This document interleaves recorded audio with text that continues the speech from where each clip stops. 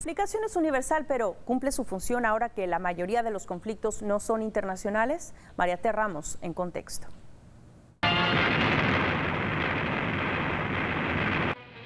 La Segunda Guerra Mundial, el conflicto más sangriento de la historia, es también el primero donde mueren más civiles que militares. Con el fin de proteger a la población civil, el 12 de agosto de 1949 se firma la Convención de Ginebra, una convención que incorpora 4 tratados previos que protegen a los civiles y sus propiedades en caso de conflicto armado.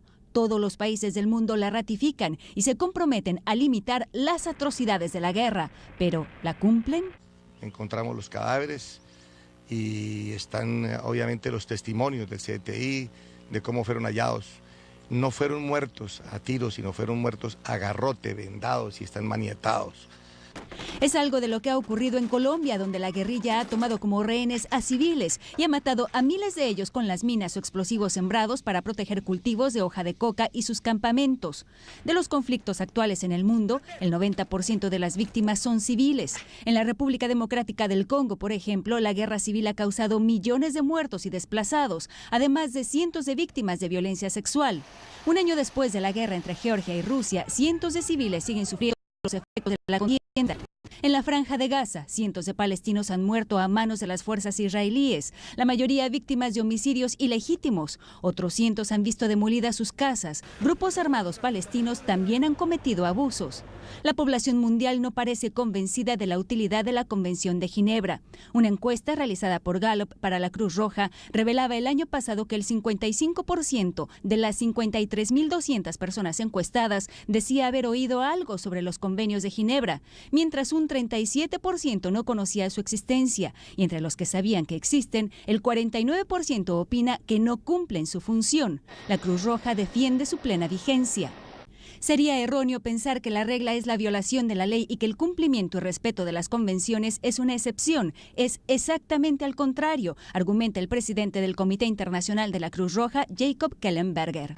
La Convención de Ginebra celebra 60 años con el reto de renovarse, pero sigue siendo tan necesaria hoy como hace 6 décadas. Quienes no la cumplan pueden acabar en el Tribunal Internacional de La Haya. Mariate Ramos, en Contexto.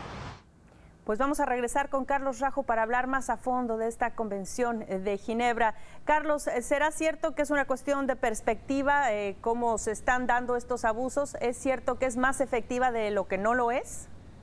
Azalia, en efecto hay muchos abusos, hay muchos vacíos si se quiere, hay muchos abusos. El problema es que cuando ves estos conflictos desde el punto de vista de los que no tienen poder, del que no tiene nada, la Convención de Ginebra es lo único que tenés. Si no fuese por la Convención de Ginebra, las cosas serían mucho peor, particularmente digo, para los que no tienen poder. Claro. Bueno, a 60 años hablaba Mariate de que se piensa en renovarse. ¿Qué haría falta? ¿Será que la humanidad realmente puede hacer cumplir algo así en tiempos de guerra, en tiempos de conflicto?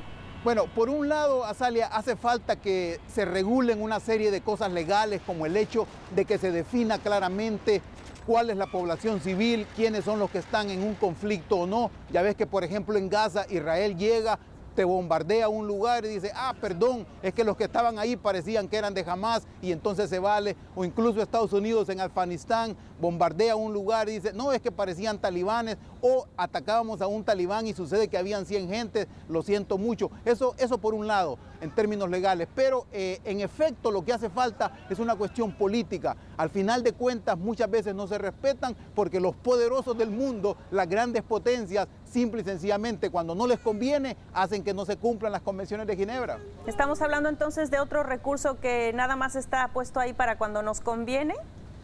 Un poco para cuando conviene.